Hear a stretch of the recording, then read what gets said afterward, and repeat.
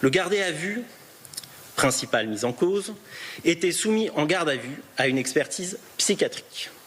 Le médecin psychiatre requis retenait dans ses conclusions que le mis en cause n'était pas atteint au moment des faits d'un trouble psychique ou neuropsychique ayant totalement aboli son discernement ou le contrôle de ses actes.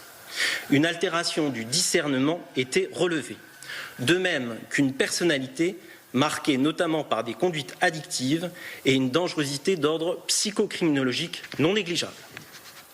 Au cours de ces auditions de garde à vue, M. G, après avoir commencé par garder le silence, reconnaissait être l'auteur des blessures occasionnées.